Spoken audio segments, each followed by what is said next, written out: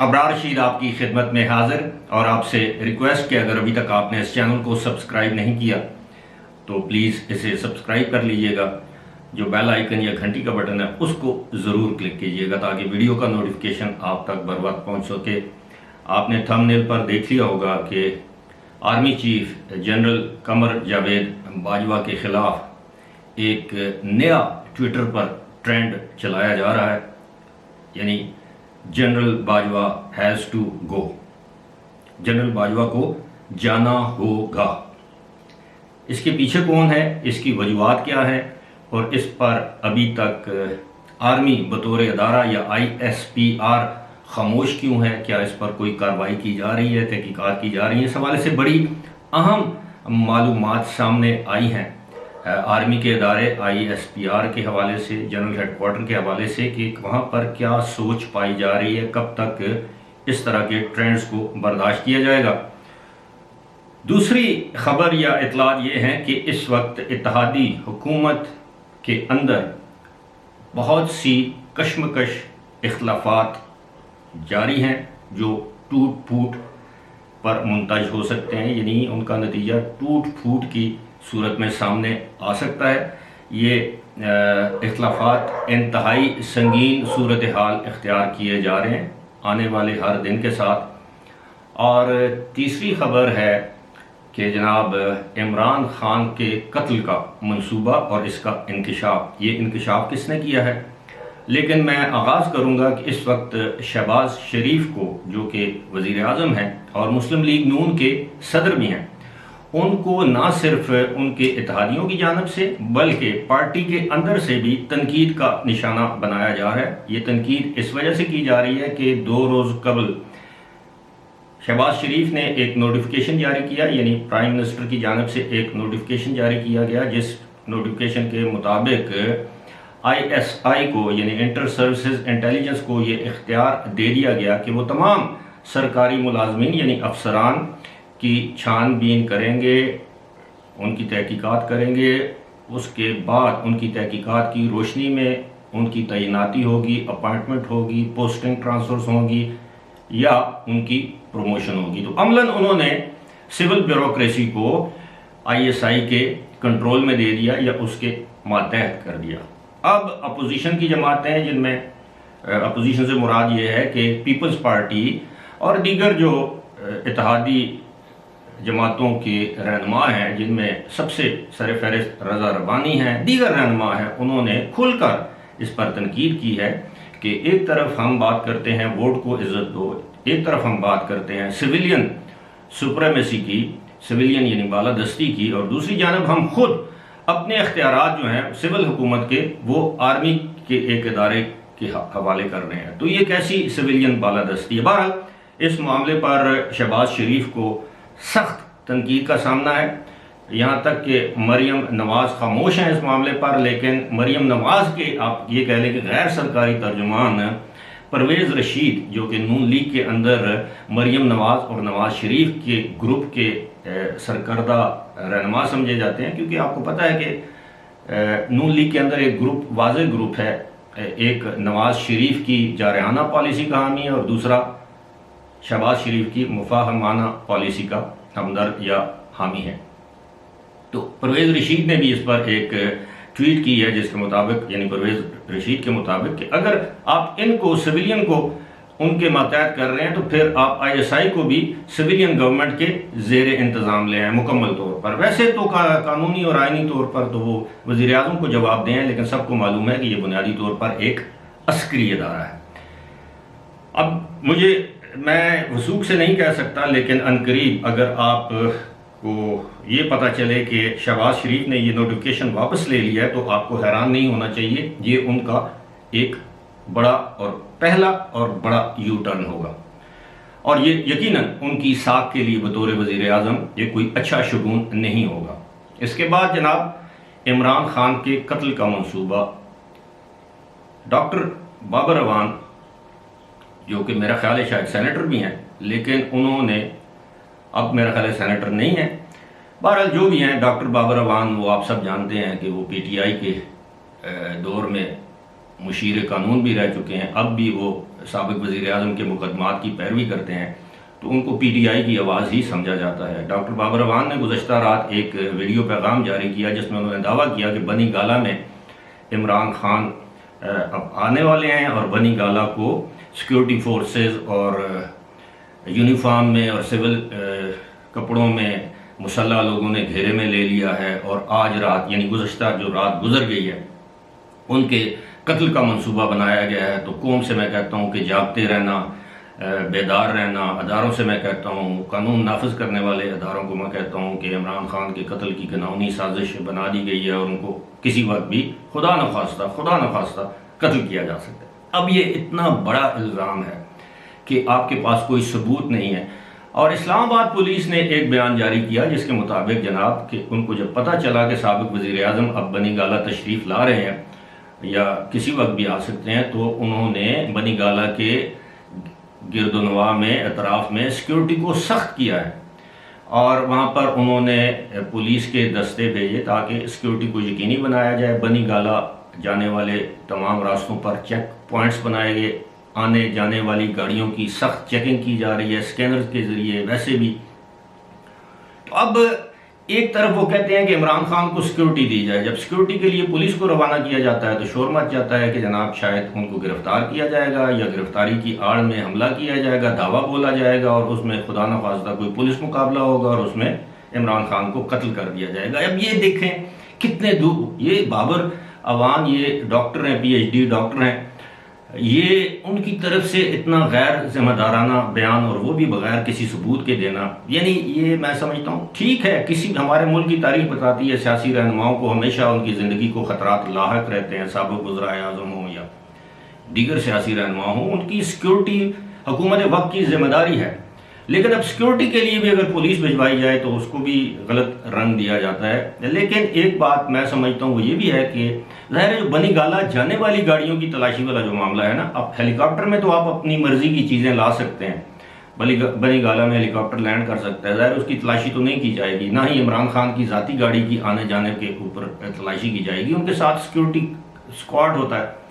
लेकिन बाकी जो लोग जाएंगे यकीनन उनकी गाड़ियों की डिग्गियां, उनकी सीटें, उनकी सीटों के नीचे चीज़ें तलाश की जाएंगी।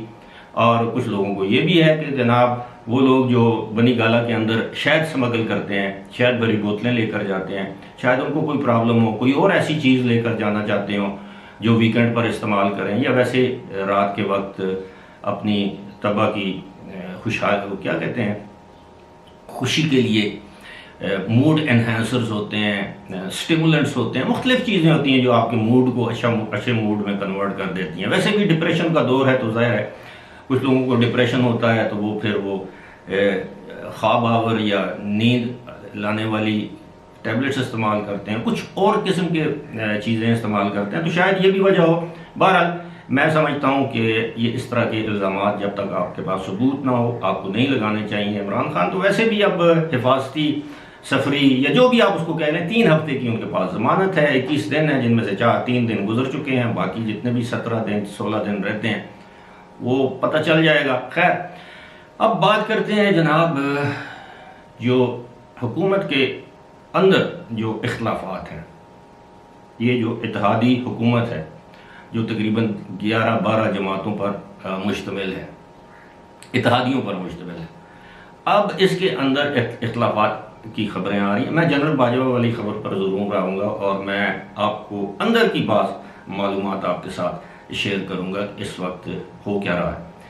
तो ये जो यूनिटी गवर्नमेंट के जो डिफरेंसेस हैं वो ये हैं कि पंजाब में पीपल्स पार्टी को उनकी मर्जी की वजारतें नहीं दी जा रही। एक तो हसन मुर्तज़ा जो पीपल्स पार्टी के पार्लिमानी लीडर हैं पंजाब असम्बली में, उनके साथ वादा किया गया था कि ना सिर्फ उनको सीनियर वजीर बनाया जाएगा बल्कि उनको उनकी मनपसंद वजारत दी जाएगी। अब ये समझ में नहीं आता वजारत होती है, मनपसंद से क्या मुराद? हाँ ये हो सकता है कि वो उनको वजारत ज़राअत ऑफ़र की गई है, एग्रीकल्चर मिनिस्ट्री, हालांकि वो खुद भी मेरा ख्याल है ज़मींदार हैं हसन मुर्तज़ा, लेकिन ये कहा जा रहा है कि वो चाहते हैं कि उनको CNW कम्युनिकेशन एंड वर्क्स, जिसको PWD पहले कहते थे, वो दी, जिसमें सड़कें वगैरह बनाना, ये उसमें फंड ज़्यादा होते हैं अब फंड ज़्यादा होते हैं तो उससे क्या, अगर कोई बंदा दयानतदार है तो उसको तो फंड्स की फिक्र नहीं होनी चाहिए। लेकिन एक बात है कि इस वजारत में ये है कि आप अपने इलाके में सड़कों के जाल बिछा सकते हैं। ज़्यादातर तो प्रॉब्लम यही है ना, इलाकों में सड़कें नहीं है, कम्युनिकेशन का निज़ाम दरम भरम है।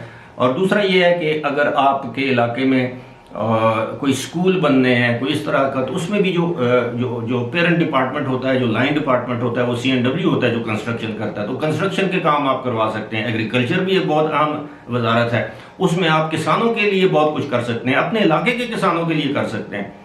बहरहाल ये एक मामला है और ये इस वक्त शदीद इनकी ना सिर्फ बेचैनी पाई जाती है बल्कि इख्तलाफात पाए जाते हैं। और यही वजह है कि ना तो उनको सीनियर वजीर का ओहदा सौंपा गया है, कलमदान सौंपा गया है, ना ही उनको कोई वजारत सौंपी गई है।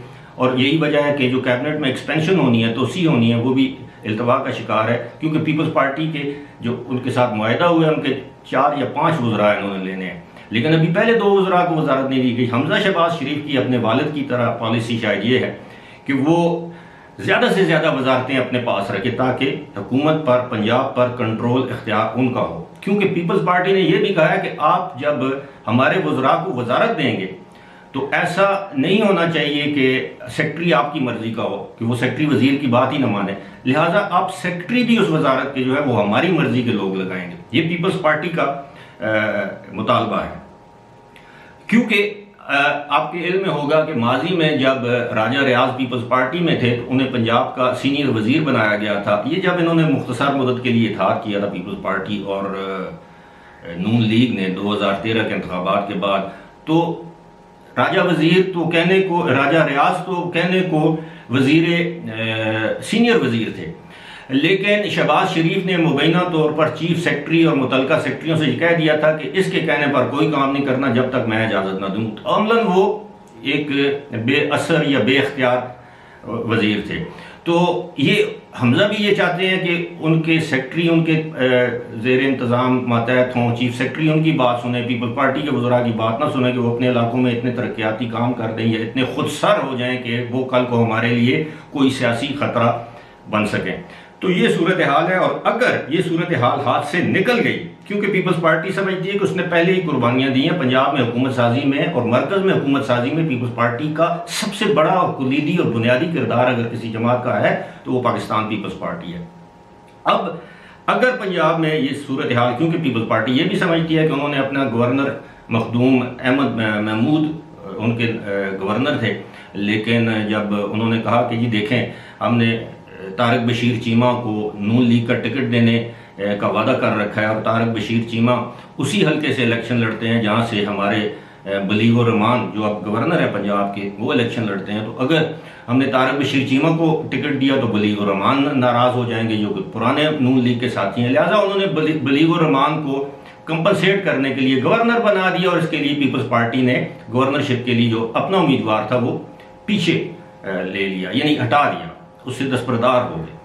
अब पीपल्स पार्टी समझती है जो कुछ हमने करना था, हमने कुर्बानी देनी थी, वो तो दे दी है, लेकिन अब कुर्बानी देना आपका कुर्बानी देने का वक्त आ गया है जो कि आपको देनी चाहिए। लेकिन नून लीग की एक हिस्ट्री है, वो मिल के नहीं खाते। उनकी कोशिश और ख्वाहिश ये होती है कि सब कुछ हमारे इख्तियार में हो, क्योंकि उन्होंने कभी इत्तेहादियों की हुकूमत चलाई नहीं। लेकिन पीपल्स पार्टी के पास ये तल्ख या शीरीं जो भी आप कह लें, ये एक तजुर्बा है।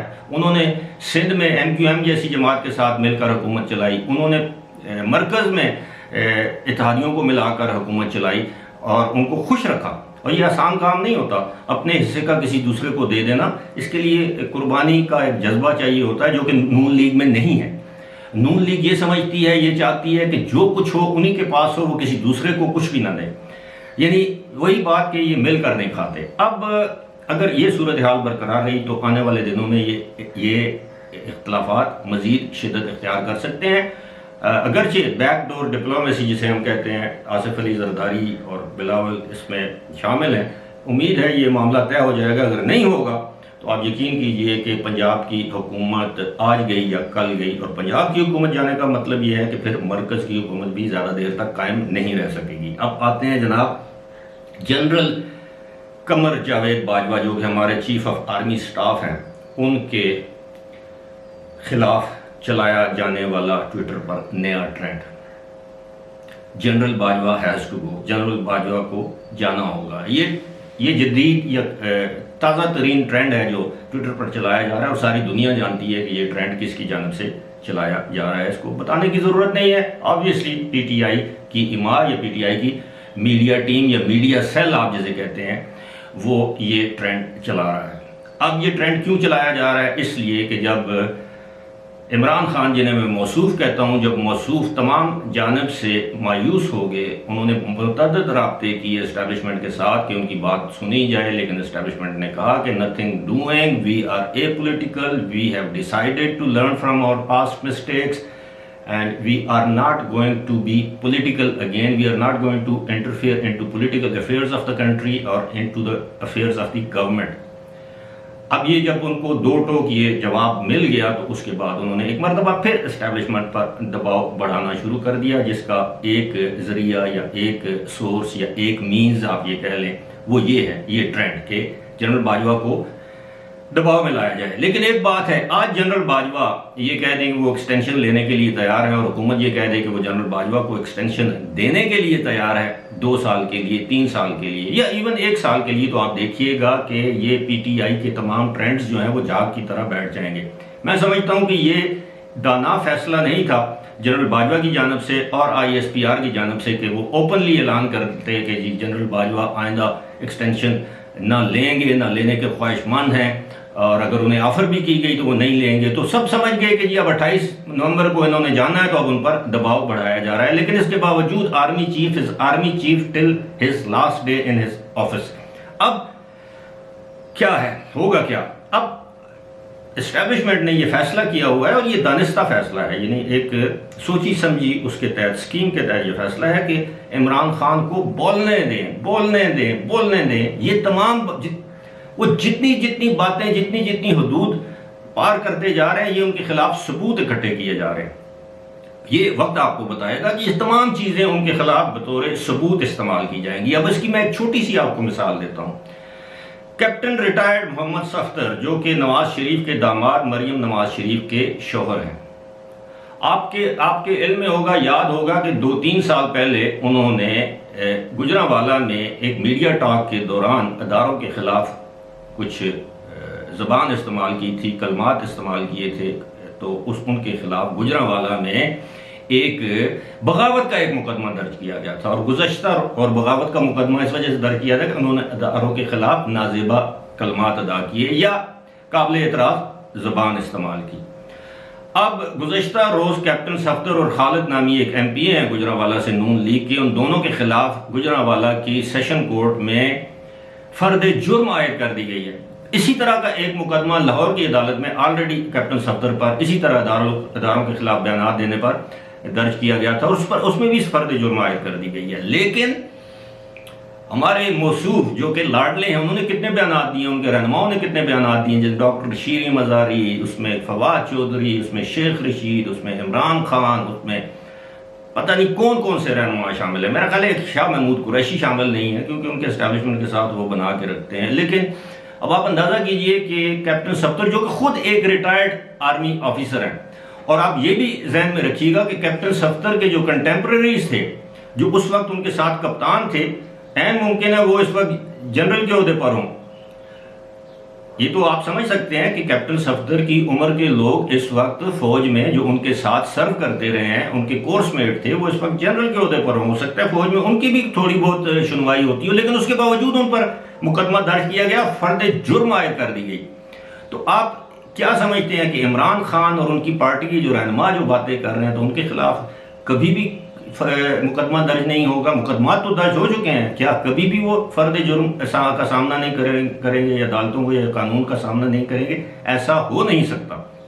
लेकिन इदारे जो मैटर करते हैं सारे मामलात में, वो अपनाए हुए हैं वेट एंड सी की पॉलिसी के खान को उगलने दो, जो कुछ उगल रहा है ढील दो, इस हद तक कि एक दिन वो अल्ताफ हुसैन की तरह खुदा न ख्वास्ता कोई मुर्दाबाद का नारा लगाए, फिर उनके पास ये हथियार आ जाए कि नहीं अब नाक से टपक कर मुंह में आ रही है तो इसको साफ करना होगा।